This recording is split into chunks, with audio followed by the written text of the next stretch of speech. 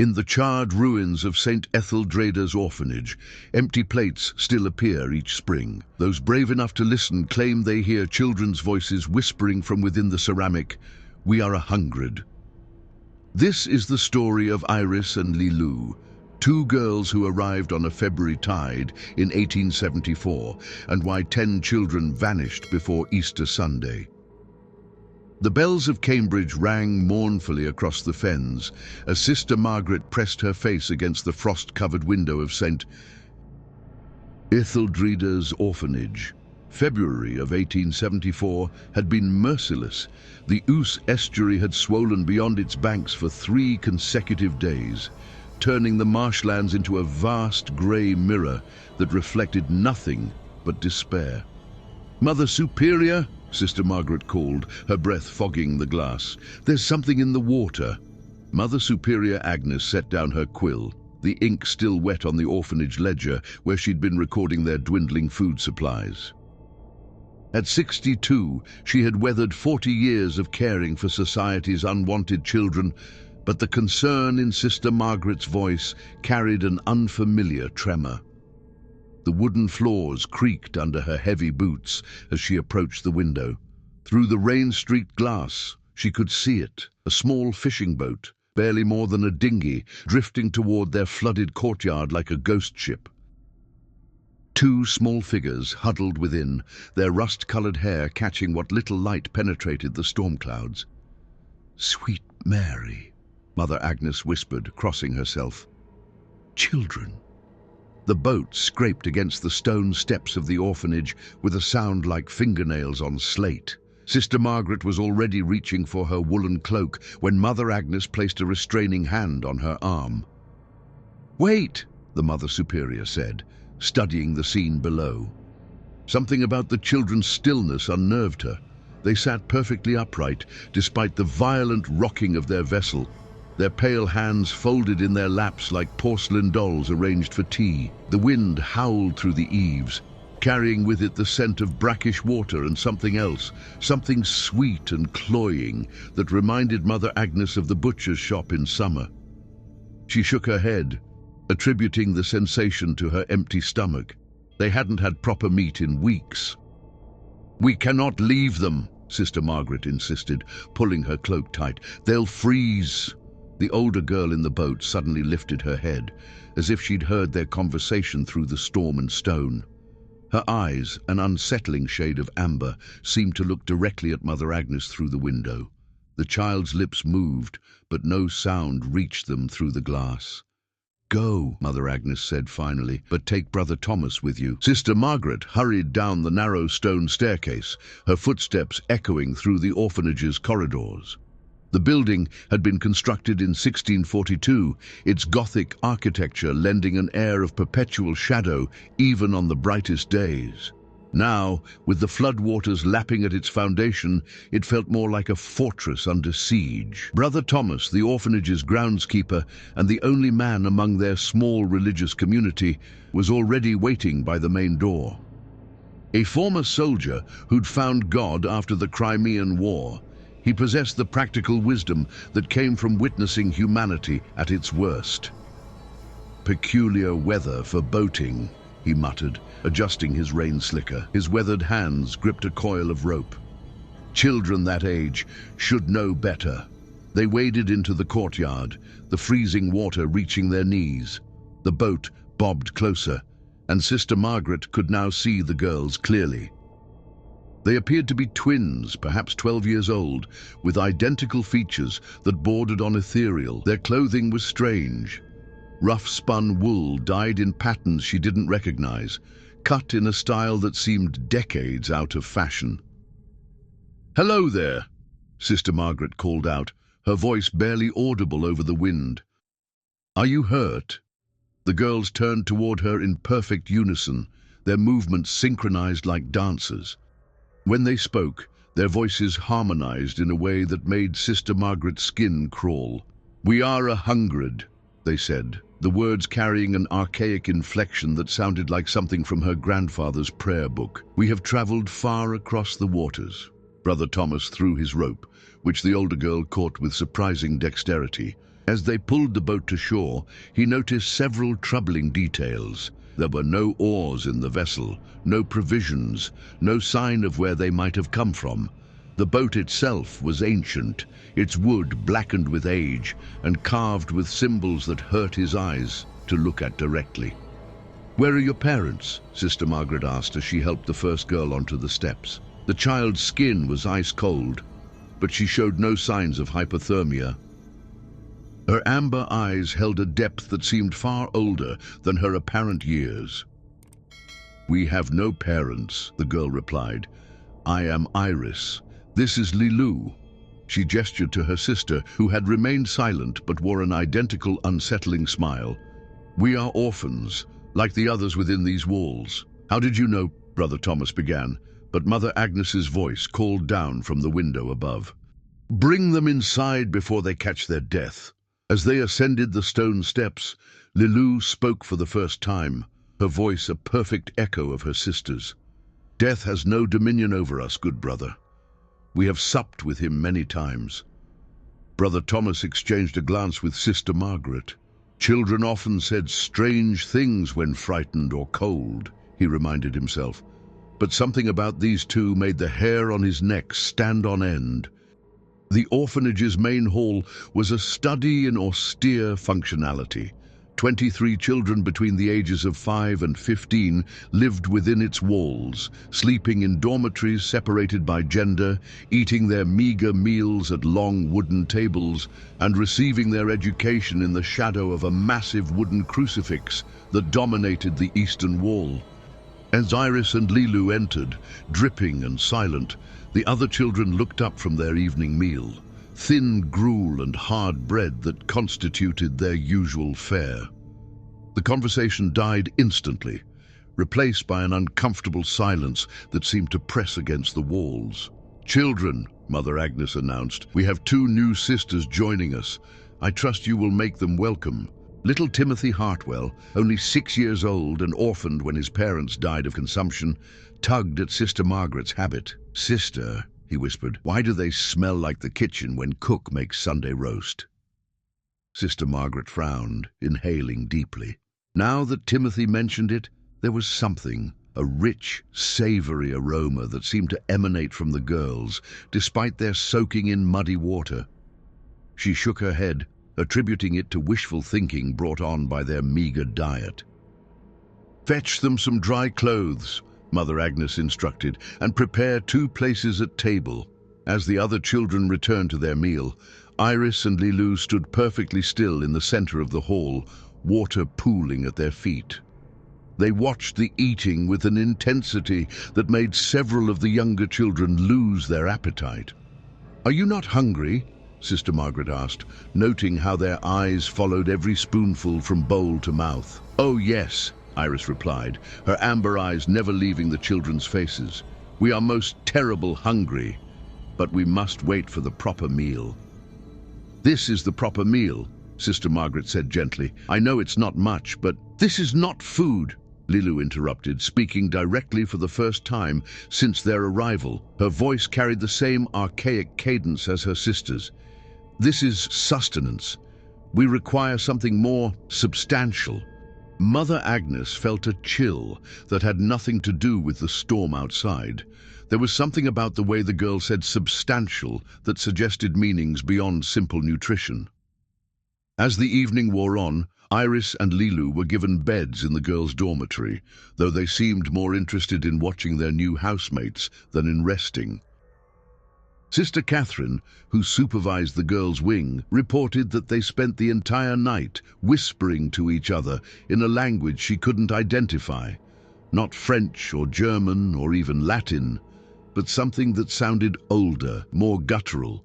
"They barely blink," she confided to Mother Agnes the next morning, "and I swear I heard them moving about, but when I checked, they were always in their beds, staring at the ceiling."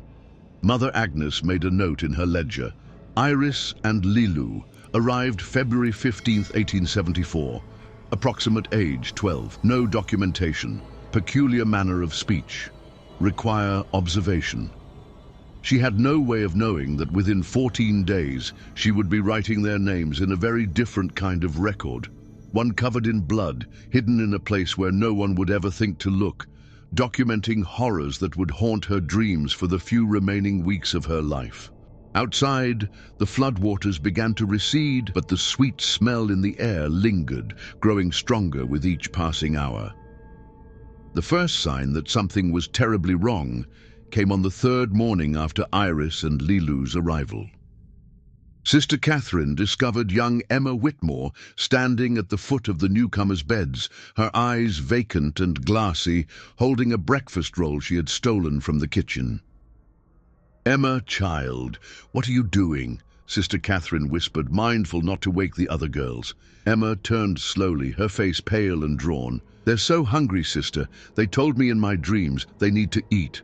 "We all need to eat, dear one. That's why we have breakfast." "No," Emma said, her voice taking on an odd sing-song quality that reminded Sister Catherine uncomfortably of Iris and Lilu's strange speech patterns. "Real food, red food, food that screams." Sister Catherine felt her blood turn to ice. She gently took the roll from Emma's hands, noting how the child's fingers had grown thin and pale overnight, as if something had been draining the life from her. "Go back to bed, Emma. You've had a nightmare."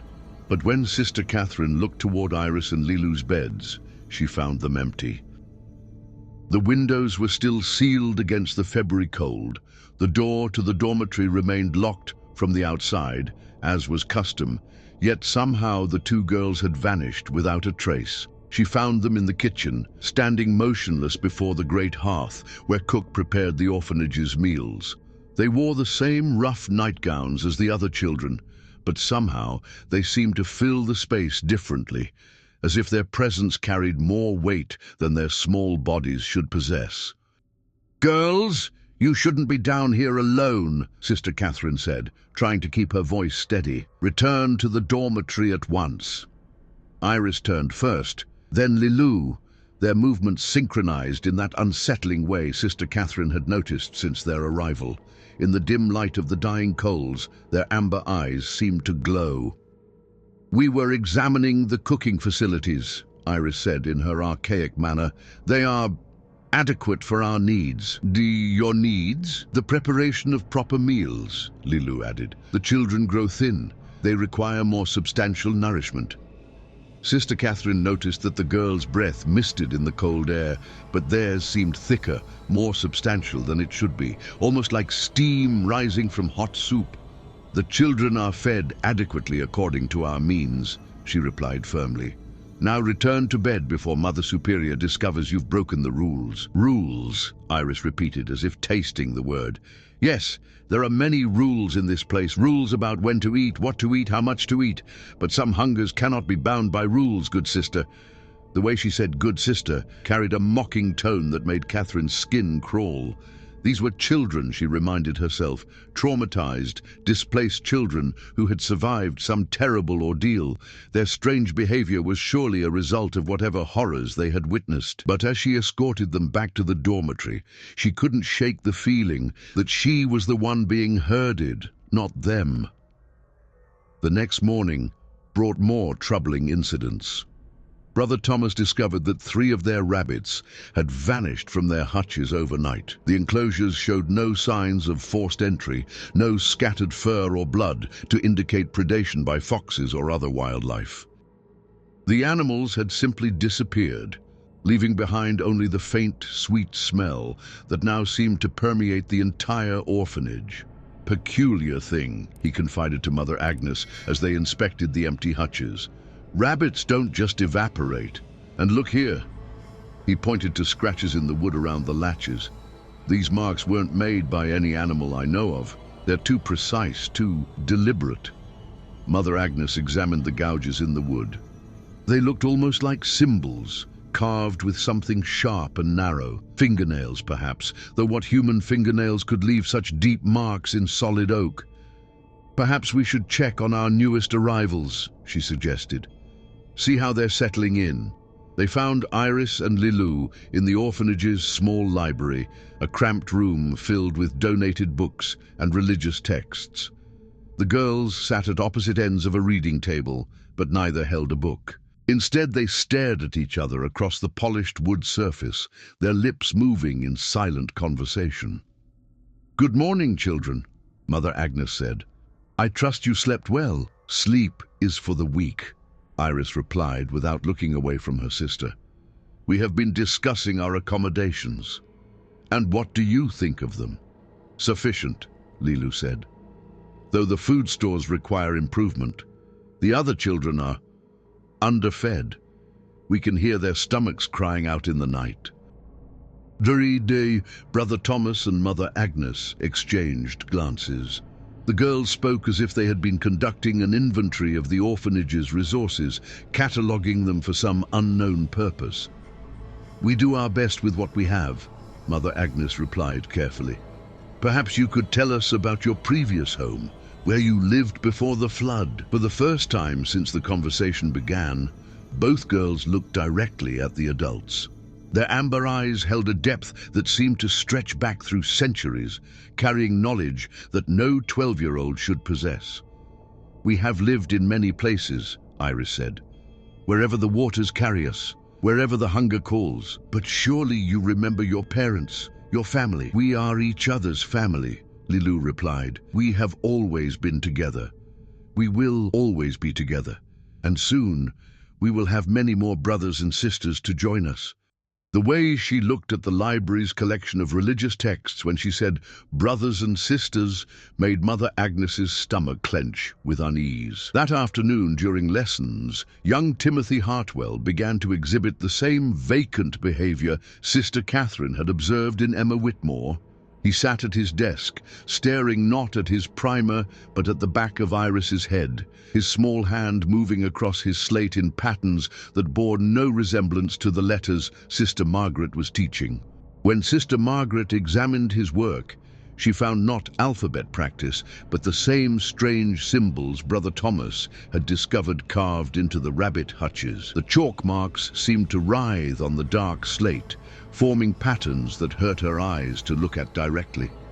"Timothy," she said gently, "what are you writing?" The boy looked up at her with eyes that seemed too bright, too aware for his tender age. "She's teaching me the hungry words, sister, the words that call the red feast." Sister Margaret felt her knees weaken. She looked toward Iris, who sat perfectly still at her desk, but somehow she knew the girl was listening to every word, absorbing every reaction. "Who is teaching you, Timothy?" "The rust-hair girl. In my dreams. She shows me the place where the hungry ones feast. She says I can join them if I learn the words properly." Sister Margaret's hands shook as she erased Timothy's slate, but even after the symbols were gone, their shape seemed burned into her vision. She spent the rest of the lesson trying to focus on basic arithmetic, but her attention kept drifting to Iris and Lilu, who worked through their exercises with mechanical precision, while somehow managing to watch every other child in the room simultaneously. By evening, 3 more children, Mary, Peter, and little Sarah, had begun exhibiting similar symptoms. They gathered around Iris and Lilu during meals, offering portions of their already meager food. They spoke in hushed tones about dreams of grand feasts and sumptuous banquets, describing foods that none of them had ever tasted but somehow knew intimately. "Roasted fowl with crispy skin that crackles between your teeth," Mary said dreamily, staring at her bowl of thin gruel. "Rich, dark meat that falls off the bone," Peter added, his voice taking on the same archaic cadence that marked Iris and Lilu's speech. "Sweet marrow that flows like honey," Sarah whispered.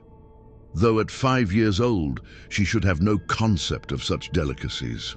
Mother Agnes watched this display with growing alarm. Whatever influence the new girls wielded over their charges was spreading like a contagion, transforming bright, innocent children into hollow-eyed creatures obsessed with elaborate fantasies of gluttony. That night, she knelt before the crucifix in her private chamber and prayed for guidance. But even in the sanctity of her devotions, she could smell that sweet, cloying aroma growing stronger, as if somewhere in the orphanage, a magnificent feast was being prepared. She had no way of knowing that her prayer would be answered in the most horrific way possible, and that by tomorrow night she would discover exactly what had been happening to their missing animals, and why the kitchen always smelled of roasting meat despite their empty stores. Outside her window in the orphanage courtyard, two small figures moved through the darkness with predatory grace, their amber eyes gleaming as they inspected their domain and counted their prey. On the 7th day after their arrival, Iris and Lilu made their first open move. Sister Margaret was conducting morning prayers in the chapel when she noticed that Emma Whitmore was missing from her usual place in the front pew. A quick count revealed that Timothy, Mary, Peter and Sarah were also absent, 5 children who had shown the most pronounced symptoms of the strange malady that seemed to be spreading through the orphanage. "Sister Catherine," Mother Agnes whispered during the recitation of the Lord's Prayer, "where are our missing lambs?" "I checked the dormitories before service," Sister Catherine replied, her voice tight with worry. "Their beds were empty, no sign of disturbance." Mother Agnes felt a familiar chill settle in her chest, the same chill she'd experienced when watching Iris and Lilu emerge from their mysterious boat in the floodwaters. The same chill that had been growing stronger each day as more children fell under their inexplicable influence. "Continue the service," she instructed. "I'll search for them." But as she rose to leave, a sound stopped her cold. Children's voices, singing in harmony from somewhere deep within the orphanage. The melody was hauntingly beautiful, but the words were in that same archaic tongue Iris and Lilu often used. Syllables that seemed to scrape against the inside of her skull. "Mother Superior," Brother Thomas appeared in the chapel doorway, his face pale with concern. "You need to see this." She followed him through the corridors, the singing growing louder with each step. The sweet smell that had plagued them for a week was stronger here, so thick it was almost visible in the air. Other children began to break away from their prayers, drawn by the otherworldly music. The singing led them to the orphanage's cellar, a space normally used for storing root vegetables and preserves.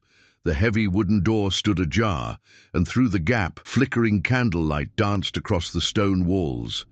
Mother Agnes pushed the door open wider and immediately wished she hadn't. The 5 missing children sat in a perfect circle on the cellar floor, their voices raised in that alien hymn. But they were no longer the bright, innocent souls she had known. Their skin had taken on a waxy pallor, their eyes had dulled to the color of tarnished silver, and their mouths moved in unnatural synchronization as if controlled by a single will. At the center of their circle sat Iris and Lilu, perfectly still and silent, their amber eyes closed in apparent concentration. Between them lay the remains of what had once been the orphanage's livestock, not just the missing rabbits, but chickens, a goat, and the old milk cow that had provided their meager dairy supplies. But these were not the scattered bones and rotting flesh one would expect from slaughtered animals. Instead, the remains had been arranged in intricate patterns, the bones bleached white and carved with the same symbols Mother Agnes had seen appearing throughout the orphanage. The flesh had been consumed so completely that not even scraps remained, yet somehow the sweet aroma of roasting meat still filled the air. "Sweet Mary, Mother of God," Brother Thomas whispered, crossing himself. The singing stopped abruptly. 10 pairs of eyes turned toward the adults in the doorway, 5 pairs of dull silver and 2 of burning amber. When the children spoke, it was in perfect unison, their voices blending into a single inhuman sound. "The feast has begun. The hunger is sated. The offering is complete." Mother Agnes found her voice, though it emerged as barely more than a whisper. "Children, what have you done?" Emma Whitmore, or the thing that wore Emma's face, smiled with lips that seemed too wide for her small mouth. "We have prepared the way, Mother. The hungry ones have awakened. Soon all will join the eternal feast." "This is madness," Sister Catherine said, pushing past Mother Agnes into the cellar. Children, you will return to your dormitories immediately. This sacrilege ends now. She reached for Timothy's hand, but the moment her fingers touched his skin, she jerked back with a cry of pain. Where she had made contact, her flesh had turned black, as if touched by flame or acid. Timothy's head tilted at an impossible angle, his neck seeming to stretch like taffy. You cannot touch the chosen ones, sister. We belong to the hunger now. We feed the hunger now. Soon you will feed the hunger too. Iris and Lilu finally opened their eyes, fixing their terrible gaze on the horrified adults. When they spoke, their voices echoed with harmonics that seemed to come from the very stones of the cellar walls. You have seen the first course, Iris said. Soon comes the second, Lilu added. And then the main feast, they said together. Brother Thomas, drawing on his military experience, stepped forward with authority he didn't feel. Whatever devil's work this is, it ends now. You will release these children and leave this place immediately. Both girls laughed, a sound like breaking glass mixed with the cry of dying animals. The 5 enchanted children joined in, their voices creating a cacophony that made the adults' ears bleed. You think us children, Iris said, rising to her feet with fluid grace. You think us mortal. You think us bound by your small human rules, Lilu added, mirroring her sister's movements. Together, they began to change. Their rust-colored hair darkened to the color of dried blood. Their skin took on a translucent quality that revealed black veins pulsing beneath, and their amber eyes deepened to the color of molten gold. Most disturbing of all, their mouths opened to reveal rows of needle-sharp teeth that no human child should possess. We are the hunger that walks, they said in unison. We are the feast that devours. We have wandered the waters for 7 centuries, seeking places where the desperate gather, where the hungry cry out in the darkness. The enchanted children began to stand, their movements jerky and unnatural, like marionettes controlled by inexpert hands. As they rose, their own transformations became apparent: elongated limbs, fingers that had grown into claws, faces that retained their childish features but held expressions of ancient malevolence. Your orphanage called to us, Iris continued. So many hungry souls, so much want and need, the perfect breeding ground for our kind of feast. But don't worry, Lilu added with a smile that split her face nearly in half. You won't go hungry much longer. Soon you'll understand what it means to be truly fed. Mother Agnes grabbed Brother Thomas and Sister Catherine, pulling them back from the cellar door. Run, she whispered. Alert the authorities. Get help.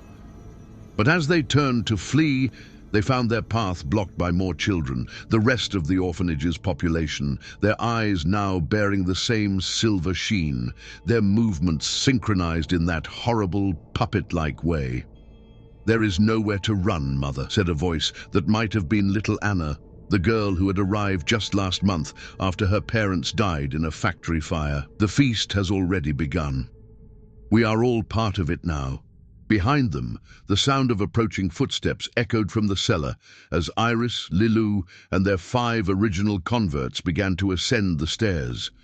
The sweet smell of roasting meat grew so intense that Mother Agnes could taste it on her tongue, cloying and rich and utterly wrong. Please, she whispered, clutching her crucifix. They're just children. Iris appeared in the doorway, her transformed features terrible in the flickering candlelight. Children, she repeated mockingly. Oh, Mother. We stopped being children long before your Christ walked the earth. We are something far older, far hungrier. What do you want? Brother Thomas demanded, though his voice shook with barely controlled terror. What we have always wanted, Lilu replied, joining her sister. To feed, to grow, to spread our hunger to new waters, new places of want and desperation. And this orphanage, Iris added, with its walls full of abandoned souls and empty bellies, makes the perfect nursery for our kind. The transformed children began to close in, their silver eyes reflecting the candlelight like mirrors. Mother Agnes could see now that their fingernails had grown into claws, their teeth had sharpened to points, and something dark and viscous dripped from their mouths. "The second course," they all said together, their voices blending into an inhuman chorus, "begins now."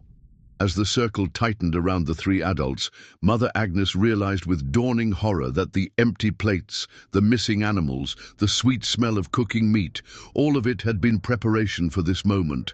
Iris and Lilou hadn't come to the orphanage seeking shelter, they had come seeking ingredients. The screaming began at sunset. Reverend Jonathan Blackwood of St. Mary's Church in nearby Ely had come to St. Etheldrada's orphanage to deliver the Easter sermons, as was his custom each year. The holy season was only days away, and he believed deeply in bringing the message of resurrection and hope to society's most vulnerable souls. What he found instead would haunt him for the remainder of his very short life. The orphanage appeared normal from the exterior, its Gothic spires piercing the grey March sky, its windows glowing warmly with candlelight. But as Reverend Blackwood approached the main entrance, he noticed troubling details that made his clerical training in ministering to the disturbed and desperate begin to surface. The courtyard was too quiet. No children's voices echoed from within, no sounds of evening activities or preparation for supper. The silence felt dense, oppressive, as if the very air were holding its breath. Most disturbing of all was the smell. Sweet, rich, and overwhelmingly appetizing, it wafted from the orphanage like the aroma from the finest restaurant in London. Reverend Blackwood's mouth watered involuntarily, even as his mind struggled to understand why an institution known for its meager provisions would suddenly smell like a royal banquet. He knocked on the heavy wooden door, the sound echoing through the corridors beyond. Footsteps approached, light, quick, childlike, and the door swung open to reveal a young girl with rust-colored hair and amber eyes that seemed to glow in the candlelight. "Good evening, Reverend," she said, in a voice that carried odd inflections, as if English were not her native tongue. "We have been expecting you." "Expecting me?" Reverend Blackwood frowned. "I sent no word of my coming. Is Mother Agnes available?" "Oh, yes," the girl replied, stepping aside to allow him entry. "She is very much available, as are all the others. They are gathered in the dining hall for evening meal." As he entered, Reverend Blackwood noted that the girl, who appeared to be around 12 years old, moved with unusual grace and confidence. Her dress was simple rough wool, standard for orphanage children, but something about her presence filled the space in a way that seemed larger than her small frame should allow. "I don't believe we've met," he said. "I'm Reverend Blackwood from St. Mary's. And you are?" "Iris," she replied, closing the door behind him with a soft click that sounded strangely final. "My sister and I arrived recently. We are so very grateful for the orphanage's hospitality." The sweet aroma grew stronger as they walked through the corridors. Reverend Blackwood's stomach rumbled audibly, embarrassing him. He hadn't eaten since morning, having spent the day in prayer and preparation for his Easter visits. "That's quite an appetizing smell," he commented. "Has the orphanage received a generous donation of provisions?" Iris glanced back at him with that unsettling amber gaze. "You could say that, Reverend. We have been blessed with an abundance of fresh ingredients." They reached the dining hall, and Reverend Blackwood stopped short in the doorway. Every child in the orphanage sat at the long wooden tables in perfect silence, their hands folded, their heads bowed as if in prayer. At the head of the room, Mother Agnes, Brother Thomas, and Sister Catherine stood behind serving stations, but their faces were pale and drawn. Their eyes held a glassy, vacant quality. Most disturbing of all were the plates. Golden, gleaming, piled high with the most sumptuous feast Reverend Blackwood had ever seen. Roasted meats glistening with juices, vegetables that looked impossibly fresh and vibrant, breads that steamed as if just removed from the oven. The sight and smell were so overwhelming that he felt dizzy with hunger. "Please," Iris said, gesturing to an empty chair at the head table, "join us. You are our honored guest." As he approached, Reverend Blackwood noticed more troubling details. The The children's breathing was too synchronized, rising and falling in perfect unison. Their skin had a waxy, translucent quality, and dark veins were visible beneath the surface. Most unnervingly, none of them were eating, despite the magnificent feast before them. "Children," he said gently, "why aren't you enjoying this wonderful meal?" 23 heads lifted simultaneously, 23 pairs of eyes, all turned the color of tarnished silver, fixed upon him. When they spoke, it was in perfect harmony. "We are waiting for the guest of honor to arrive." The guest of honor! At that moment, another girl emerged from the kitchen, identical to Iris, except for the knowing smile that split her face nearly in half. She carried a large serving platter covered with a silver dome, the kind used in the finest establishments for presenting special dishes. "Reverend Blackwood," Iris said, "meet my sister, Lilu. And Lilu, our special guest, has arrived just in time for the main course." Lilu placed the covered platter in the center of the head table, directly in front of the Reverend. The other dishes suddenly lost their appeal as his attention became fixated on whatever lay beneath that gleaming dome. "We have prepared something very special," Lilu said, her voice carrying the same archaic cadence as her sister's. "Something that will truly satisfy your spiritual hunger." "I appreciate the gesture," Reverend Blackwood said carefully, his clerical instincts warning him that something was profoundly wrong with this entire scene. "But perhaps we should say grace first." "Oh yes," both girls said together. "Let us give thanks for what we are about to receive." They bowed their heads, and the assembled children did likewise. But instead of a Christian prayer, what emerged from their lips was something else entirely. Words in a language that predated Latin. Syllables that seemed to claw at the inside of Reverend Blackwood's skull and fill his vision with images of ancient hungers and unspeakable feasts. When the chanting stopped, he found that his hand was reaching for the silver dome without any conscious decision on his part. Some compulsion beyond his control drove him to lift the cover, to reveal what special delicacy had been prepared for his arrival. The dome came away with a soft whisper of displaced air. Beneath it, arranged on the finest bone china he'd ever seen, was a human heart, still beating, still warm, still dripping with fresh blood that pooled around garnishments of herbs and vegetables. Reverend Blackwood's scream caught in his throat as he recognized the heart's source. Pinned to the plate beside it was a small card bearing the orphanage's seal and a message written in Mother Agnes's careful script: "For our Easter guest, the heart of our community." He looked up to find Mother Agnes staring at him with those terrible silver eyes, her mouth moving in that synchronized pattern with all the others. But now he could see that her throat had been opened, a precise cut from ear to ear. Yet somehow she remained standing, serving, smiling.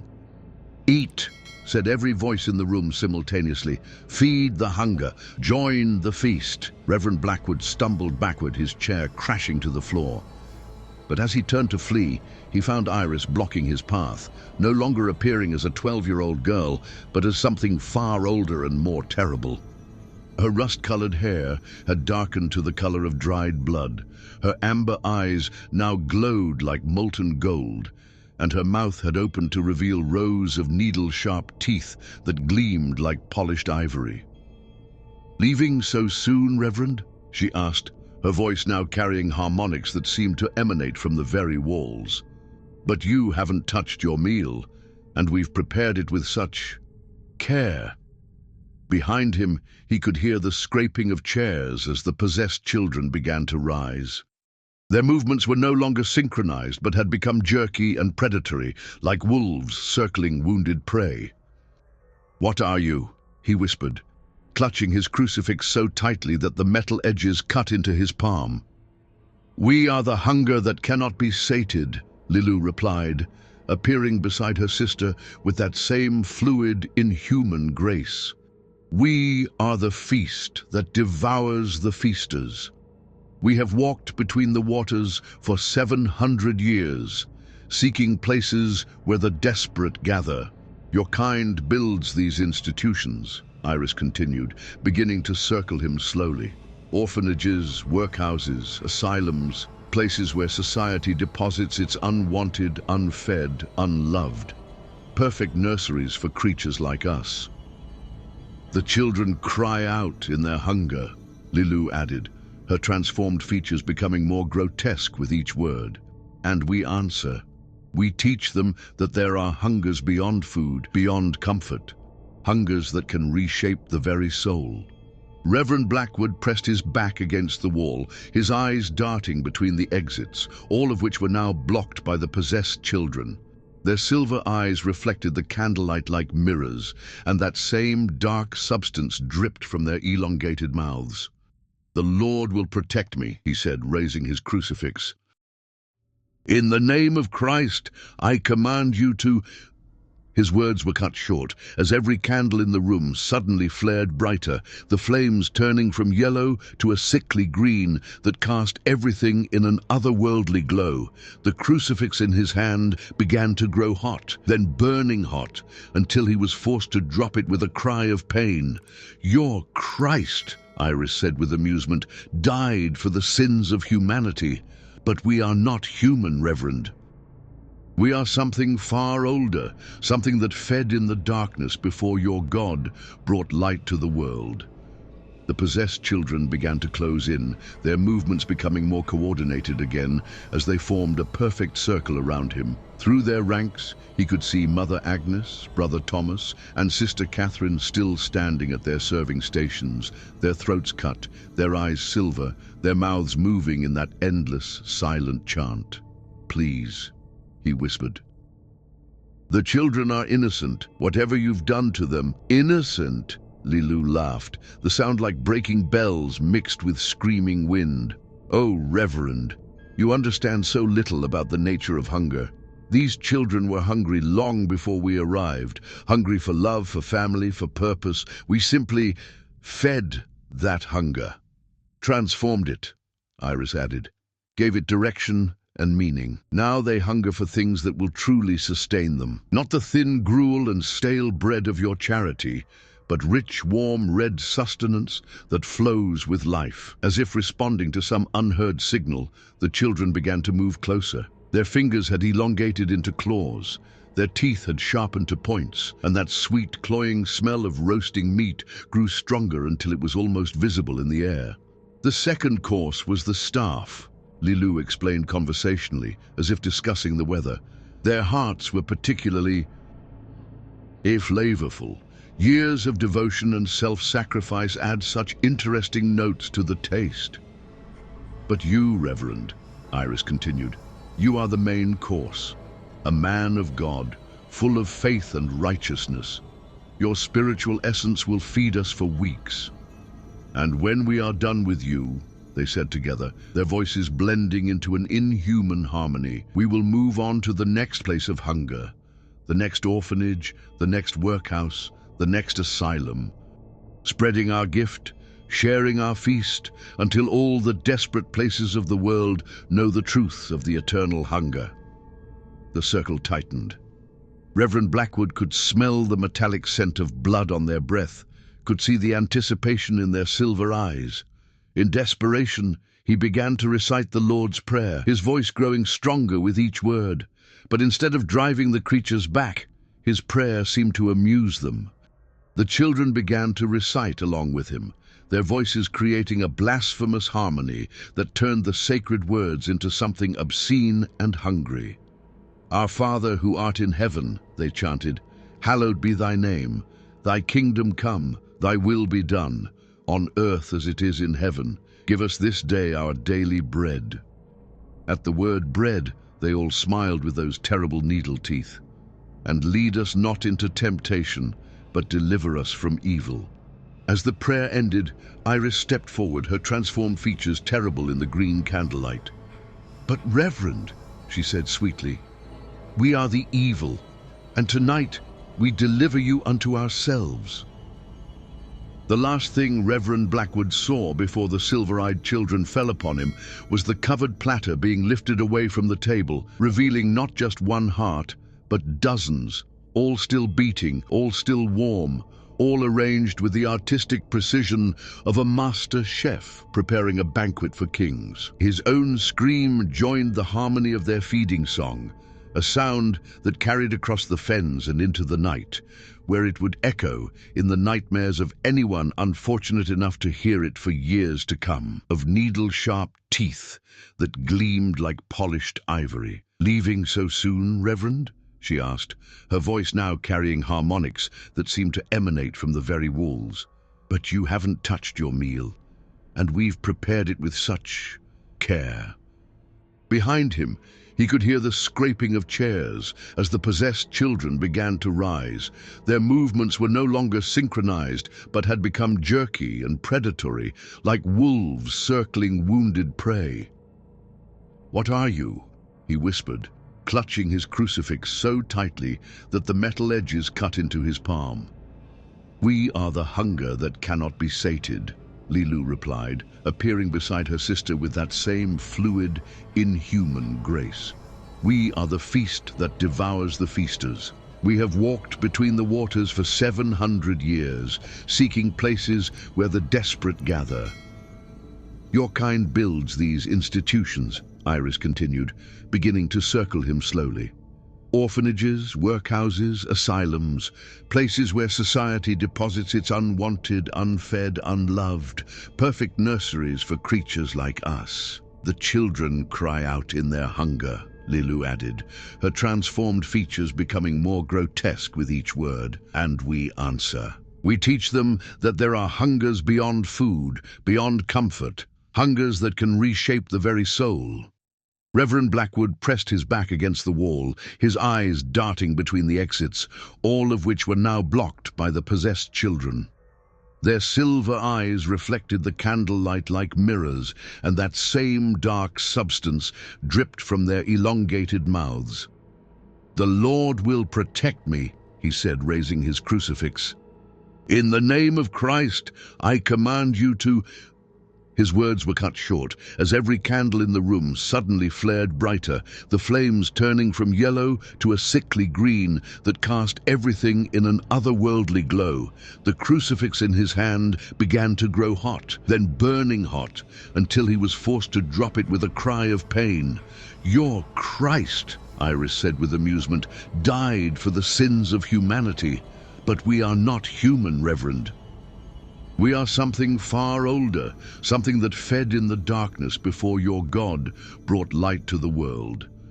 The possessed children began to close in, their movements becoming more coordinated again as they formed a perfect circle around him. Through their ranks, he could see Mother Agnes, Brother Thomas, and Sister Catherine still standing at their serving stations, their throats cut, their eyes silver, their mouths moving in that endless, silent chant. "Please," he whispered. "The children are innocent, whatever you've done to them." "Innocent?" Lilu laughed, the sound like breaking bells mixed with screaming wind. "Oh, Reverend, you understand so little about the nature of hunger. These children were hungry long before we arrived, hungry for love, for family, for purpose. We simply fed that hunger. Transformed it," Iris added, "gave it direction and meaning. Now they hunger for things that will truly sustain them. Not the thin gruel and stale bread of your charity, but rich, warm, red sustenance that flows with life." As if responding to some unheard signal, the children began to move closer. Their fingers had elongated into claws, their teeth had sharpened to points, and that sweet, cloying smell of roasting meat grew stronger until it was almost visible in the air. "The second course was the staff," Lilu explained conversationally, as if discussing the weather. "Their hearts were particularly flavorful. Years of devotion and self-sacrifice add such interesting notes to the taste." "But you, Reverend," Iris continued, "you are the main course. A man of God, full of faith and righteousness. Your spiritual essence will feed us for weeks. And when we are done with you," they said together, their voices blending into an inhuman harmony, "we will move on to the next place of hunger, the next orphanage, the next workhouse, the next asylum, spreading our gift sharing our feast until all the desperate places of the world know the truth of the eternal hunger." The circle tightened. Reverend Blackwood could smell the metallic scent of blood on their breath, could see the anticipation in their silver eyes. In desperation, he began to recite the Lord's Prayer, his voice growing stronger with each word. But instead of driving the creatures back, his prayer seemed to amuse them. The children began to recite along with him, their voices creating a blasphemous harmony that turned the sacred words into something obscene and hungry. "Our Father who art in heaven," they chanted, "hallowed be thy name. Thy kingdom come, thy will be done, on earth as it is in heaven. Give us this day our daily bread." At the word bread, they all smiled with those terrible needle teeth. "And lead us not into temptation, but deliver us from evil." Udines, as the prayer ended, Iris stepped forward, her transformed features terrible in the green candlelight. "But Reverend," she said sweetly, "we are the evil, and tonight we deliver you unto ourselves." The last thing Reverend Blackwood saw before the silver-eyed children fell upon him was the covered platter being lifted away from the table, revealing not just one heart, but dozens, all still beating, all still warm, all arranged with the artistic precision of a master chef preparing a banquet for kings. His own scream joined the harmony of their feeding song, a sound that carried across the fens and into the night, where it would echo in the nightmares of anyone unfortunate enough to hear it for years to come. The feast continued until dawn, when the last echoes of the Reverend's cries faded into silence. And in that silence, Iris and Lilu began to prepare for their final act, the one that would ensure their story spread beyond the walls of St. E. Etheldredas, carrying their hunger to new places, new institutions, new gatherings of the desperate and forgotten. The fire would come next, but first they had one more visitor to expect. 3 days had passed since anyone had seen or heard from St. Etheldreda's orphanage. Inspector Edmund Blackthorne of the Cambridgeshire Constabulary stood in the grey March drizzle, studying the imposing Gothic structure that loomed before him like a monument to institutional piety. The complaint had come from Mrs. Abernathy, the baker's wife in Ely, who had grown concerned when her weekly delivery of day-old bread had gone uncollected for the 3rd consecutive time. "Not like Mother Agnes to miss a delivery," she had told the constable. "That woman would walk through fire to ensure her children were fed. Something's amiss, mark my words." Inspector Blackthorne had initially dismissed the concern as typical village gossip, but when Reverend Blackwood failed to return from his planned Easter visit and his horse was found wandering the marshlands with its reins torn and bloody, the matter took on more serious implications. Now, standing before the orphanage's heavy wooden doors, he felt an uneasiness that his 15 years of police work couldn't quite explain. The building was too quiet, too still. Even with his limited experience of such institutions, he knew they should be bustling with activity. Children's voices, the sounds of daily routines, the general noise of communal living. Instead, there was only silence broken by the whisper of wind through the eaves and a smell that made his mouth water despite his growing apprehension.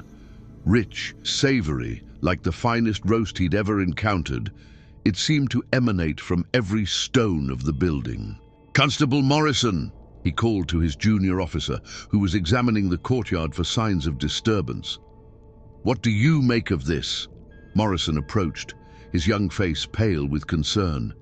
At 23, he had joined the force expecting to deal with petty theft and public drunkenness, not mysterious disappearances from religious institutions. "Strange markings, sir," he reported, pointing to symbols carved into the stone steps. "Look almost like letters, but not in any alphabet I recognize. And sir, there's something else." He led Inspector Blackthorne to the side of the building, where a series of windows looked into what appeared to be a dining hall. Through the glass they could see tables set for a feast, gleaming plates, polished silverware, and what looked like the remnants of an elaborate meal. Curious. Blackthorne murmured. An orphanage, known for its poverty, suddenly dining like royalty? That's not the strangest part, sir, Morrison said, his voice dropping to a whisper. Look at the people. Blackthorne pressed his face to the glass and felt his blood turn to ice. Seated at the tables were dozens of figures, adults and children alike, but they sat perfectly motionless, their heads bowed, their hands folded. Even from this distance, he could see that something was terribly wrong with their coloring, their skin appearing waxy and translucent. Are they sleeping? Morrison asked hopefully. Before Blackthorne could answer, one of the figures, a small girl with rust-colored hair, suddenly lifted her head and looked directly at them through the window. Her eyes glowed with an amber light that seemed to pierce the glass, and when she smiled, her mouth stretched too wide, revealing rows of needle-sharp teeth. Both officers stumbled backward, Morrison crossing himself reflexively. "Christ almighty," Blackthorne breathed. "What in God's name?" The girl stood, her movements fluid and predatory, and began walking toward the window. As she approached, more figures began to lift their heads, revealing eyes that reflected the dim light like mirrors, and faces that bore only a passing resemblance to anything human. "Sir," Morrison said, his hand moving to his truncheon, "I think we should summon reinforcements." "No time," Blackthorne replied, drawing his own weapon, a heavy nightstick that had served him well in London's rougher districts. "We need to determine what's happened to the residents. There may be survivors." But even as he spoke, he knew they wouldn't find any survivors in the conventional sense. Whatever had transformed the orphanage's inhabitants into the creatures they'd glimpsed through the window was beyond his experience and possibly beyond his ability to combat. They approached the main entrance with weapons drawn. The door was unlocked, swinging open at Blackthorne's touch with a creak that echoed through the corridors beyond. The sweet smell of roasting meat was overwhelming here, so thick they could taste it on their tongues. "Hello?" Blackthorne called out. "This is the Cambridgeshire Constabulary. We're conducting a welfare check." His voice echoed through the building, but the only response was the sound of approaching footsteps, light, quick, and multiplying, as if a crowd were gathering in the depths of the orphanage. They moved through the entrance hall, past religious paintings whose subjects seemed to watch them with disapproving eyes. The corridors were lit by candles that burned with that same sickly green flame they had noticed through the window, casting everything in an otherworldly glow. "Sir," Morrison whispered, pointing to dark stains on the stone floor, "is that blood?" Blackthorne confirmed grimly. The stains formed patterns that reminded him uncomfortably of the symbols they'd seen carved into the steps. Not random splashes from violence, but deliberate designs created with artistic precision. They followed the blood trail deeper into the building, past empty classrooms, where chalk writings on the boards showed not lessons, but more of those strange symbols, past dormitories where the beds were neatly made, but somehow felt wrong, as if they hadn't been slept in by anything human in days. The trail led them to the dining hall they had observed from outside. The double doors stood open, revealing the scene they had glimpsed through the window in all its horrifying detail. 25 figures sat at the long tables, children and adults arranged in perfect rows. Their skin had turned the color of parchment, their eyes reflected the candlelight like polished silver, and their mouths moved in unison, forming words in a language that predated any tongue spoken in civilized lands. At the head of the room, 2 girls who appeared to be around 12 years old stood behind serving stations. But unlike the others, these 2 radiated an aura of ancient power and terrible hunger. Their rust-colored hair had darkened to the shade of dried blood. Their amber eyes glowed with malevolent intelligence, and their smiles revealed dental arrangements that belonged in the mouth of a deep-sea predator. "Welcome, Inspector Blackthorne," said the girl on the left, her voice carrying harmonics that seemed to emanate from the walls themselves. "We have been expecting you." "Expecting me?"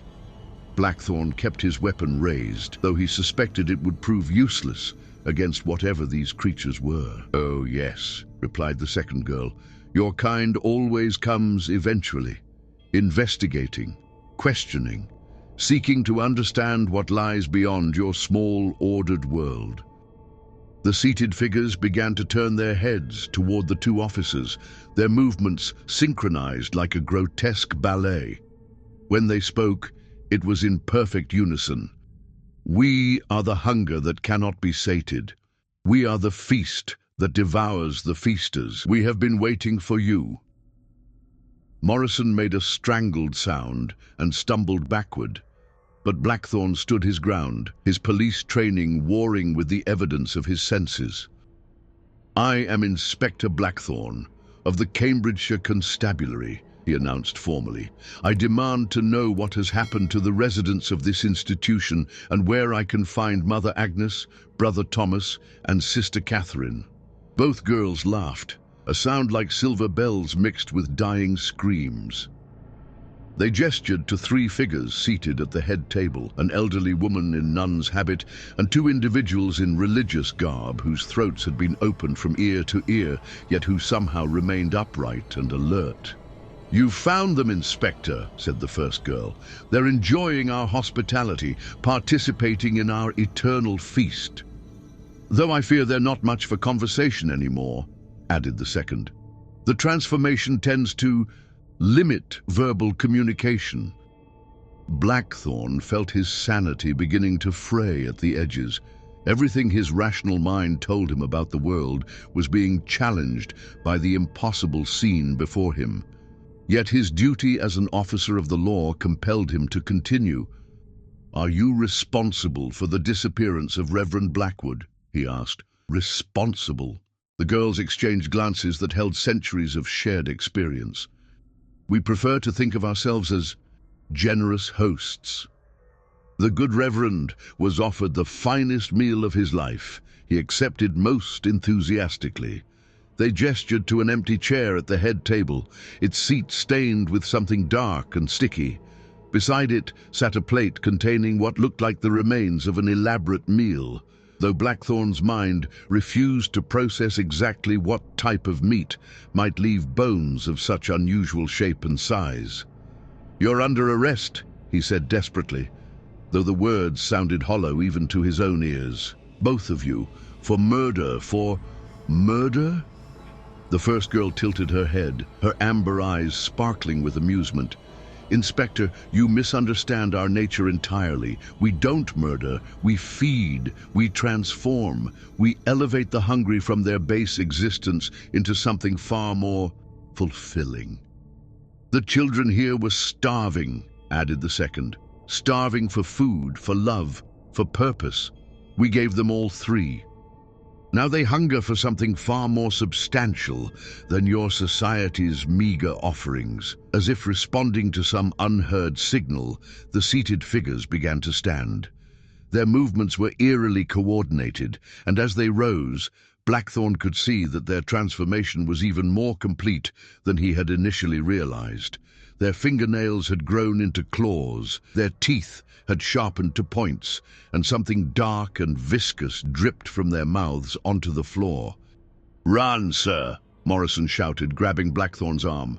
"We need to get help, get the army, get—" His words were cut short as one of the transformed children, a girl who couldn't have been more than 8 years old, suddenly appeared behind him with inhuman speed. Her silver eyes reflected the candlelight as she reached out with claws that gleamed like polished steel. "Too late for running," she said in a voice that held echoes of centuries. "The feast has room for 2 more." The circle began to close around them. 24 creatures that had once been human, but now served something far older and more terrible. Their synchronized breathing filled the hall with a sound like bellows feeding a forge, and their silver eyes reflected the candlelight in patterns that hurt to look at directly. Inspector Blackthorne raised his truncheon, knowing it was futile but unable to surrender without a fight. Beside him, Morrison drew his own weapon, his young face set with the determination of a man facing his final moments. But as the creatures prepared to fall upon them, the 2 rust-haired girls raised their hands, and the entire assembly froze in place. Wait, said the first girl, studying Blackthorn with those terrible amber eyes. This one interests me. A servant of order, of law. His transformation will be educational. Yes, agreed the second. Let us show him what lies beyond his precious civilization.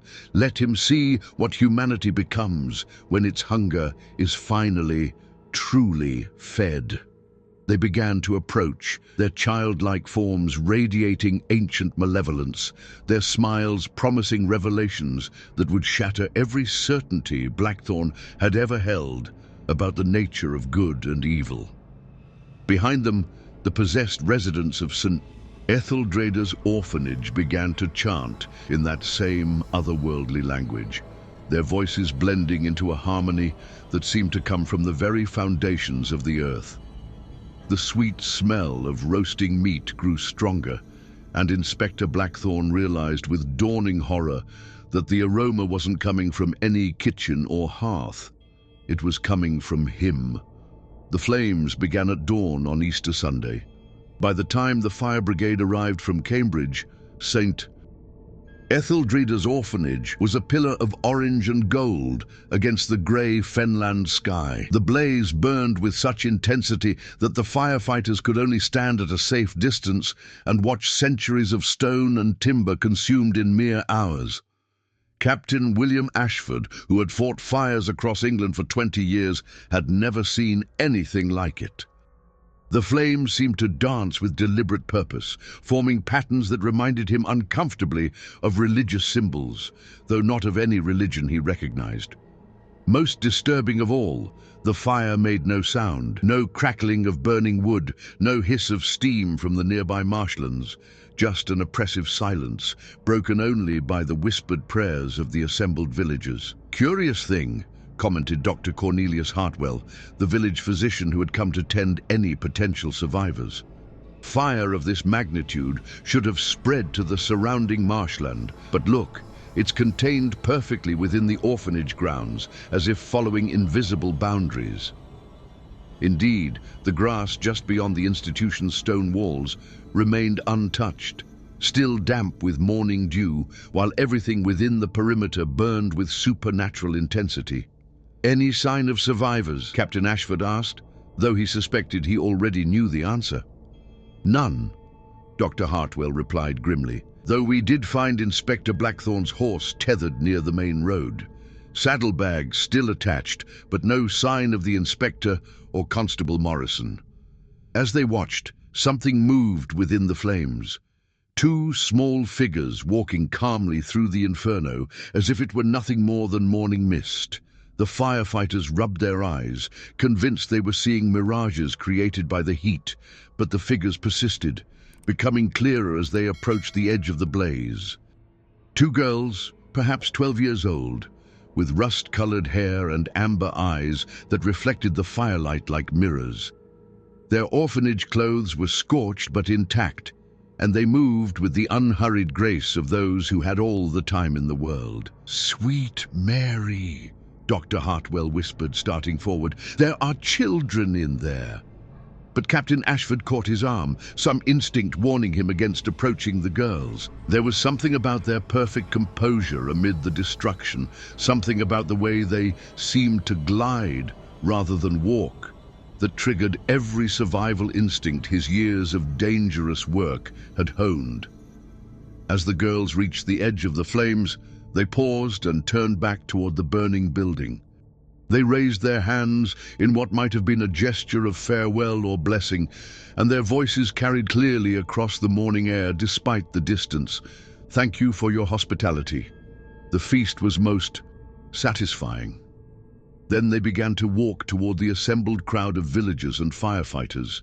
As they approached, Captain Ashford noticed details that made his blood run cold. The girls cast no shadows, despite the bright firelight behind them. Their breathing produced no mist in the cold morning air, and when they smiled, which they did often, their teeth gleamed like polished ivory, sharp and numerous as a shark's. "Hello," said the girl on the left, her voice carrying an archaic accent that sounded like something from centuries past. I am Iris. This is my sister Lilu. We are so grateful for the care we received at St. Etheldrada's. Where are the others? Dr. Hartwell demanded, his medical training overriding his fear. The staff, the other children? We must organize a rescue. Oh, there's no need for that, Lilu replied sweetly. Everyone is exactly where they need to be. The feast is complete, the transformation is finished, and the eternal hunger has been appeased. Behind them, the orphanage continued to burn, but now Captain Ashford could see shapes moving within the flames, dozens of figures dancing through the fire with the same impossible immunity the two girls had displayed. As he watched, some of those figures began to emerge from the blaze. They had once been human, children and adults who bore some resemblance to the orphanage's former residents. But now they moved with predatory grace, their eyes reflecting the firelight like polished silver, their mouths open to reveal dental arrangements that belonged in the mouths of deep-sea predators. "My God," Dr. Hartwell breathed. "What are you?" "We are the hunger that cannot be sated," Iris and Lilu replied in unison, their voices harmonizing in a way that made the assembled villagers step backward involuntarily. "We are the feast that devours the feasters. We have walked between the waters for 7 centuries, seeking places where the desperate gather." The transformed residents of the orphanage formed a circle around the crowd, their movements synchronized like wolves surrounding prey. But they made no aggressive moves, content to watch with those terrible silver eyes as their leaders spoke. "This place served our needs well," Iris continued conversationally. "So much hunger, so much want, so much desperation concentrated in one location. Perfect conditions for our kind of cultivation. But all good things must end," Lilu added with a smile that stretched too wide for her childlike face. "And we have other places to visit, other institutions full of the hungry and forgotten, workhouses in Manchester, asylums in Yorkshire, foundling hospitals in London, so many opportunities to share our gift." Captain Ashford found his voice, though it emerged as barely more than a whisper. "What did you do to them?" "We fed them," both girls replied together. "Fed their bodies, fed their souls, fed their deepest hungers until they understood what it means to be truly satisfied. Now they are part of our eternal feast, forever nourished, forever nourishing others." As if responding to some unheard signal, the transformed residents began to move. But instead of attacking the assembled villagers, they began to walk toward the nearby marshlands, their movements purposeful and coordinated. "Where are they going?" Dr. Hartwell asked, though he wasn't sure he wanted to know the answer. "To spread the word," Iris replied. "To find others who hunger as they once hungered. To share the gift of true satisfaction with all who are ready to receive it." The crowd watched in horrified fascination as the procession of transformed humans waded into the marshland, their silver eyes glowing like lanterns in the morning mist. One by one, they disappeared beneath the dark waters, but somehow Captain Ashford knew they weren't drowning. They were traveling, using the network of waterways that connected the fens to the broader world beyond. "And us?" he asked, though he wasn't sure he wanted to know. Iris and Lilu studied the assembled villagers with those predatory amber eyes, as if evaluating livestock at market. "You?" they said together, their voices carrying harmonics that seemed to come from the very earth beneath their feet. "You will remember. You will tell others what you have seen. You will spread the story of St. Etheldrada's orphanage and its most unusual residents." "But why would you want people to know?" Dr. Hartwell asked. "Because," Iris replied with a smile that revealed far too many teeth, "stories of hunger call to the hungry. Tales of desperation attract the desperate, and when enough desperate, hungry souls gather in one place, we come," Lilu finished. "We always come, through floodwaters and storm tides, following the scent of want and need. We are drawn to institutions like yours, places where society deposits its unwanted, its unfed, its unloved. They began to walk away from the burning orphanage, their movements casual and unhurried. As they reached the road that led toward the broader fenlands, they paused and looked back at the crowd one final time. "Remember us," they called out, their voices carrying clearly across the morning air. "Remember our feast, and when you hear of other places where the hungry gather, where the desperate cry out in the darkness, know that we are coming. We are always coming." Then they began to walk down the road, two small figures in scorched orphanage clothes, their rust-colored hair catching the morning light. Behind them, St. Etheldreda's orphanage continued to burn, but now the flames began to die down, revealing the charred skeleton of what had once been a place of refuge for society's most vulnerable souls. Captain Ashford and Dr. Hartwell organized search parties, filed reports, and attempted to piece together what had happened during those final days. But their investigations yielded only fragments. A recording cylinder found in the ruins containing the sound of children's voices singing in an unknown language. Empty plates discovered in the cellar bearing traces of substances that no laboratory could identify, and carved symbols throughout the building that seemed to shift and change when observed directly. The official report attributed the tragedy to a gas leak explosion followed by fire, a conclusion that satisfied the authorities but left the survivors with nightmares that would last the rest of their lives. They told their stories in hushed whispers, passing them down through generations as cautionary tales about the dangers that lurked in the dark corners of the world. But every spring, when the tide was highest and the marshlands flooded, travelers reported seeing two figures walking along the waterways. Girls with rust-colored hair and amber eyes, moving through the mist with purposeful grace. They were always heading toward some distant institution, some place where the hungry gathered and cried out for sustenance. And in the ruins of St. Etheldreda's orphanage, despite decades of weathering and decay, empty plates continued to appear each Easter morning.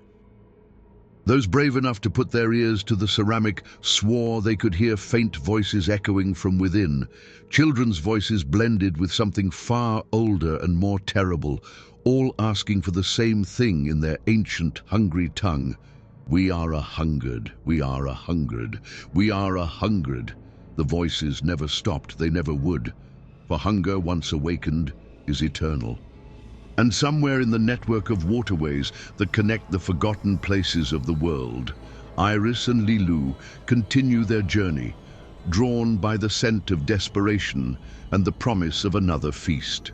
They walk between the waters, patient as tides, inevitable as hunger itself, seeking their next orphanage, their next asylum, their next gathering of souls ready to learn the true meaning of satisfaction.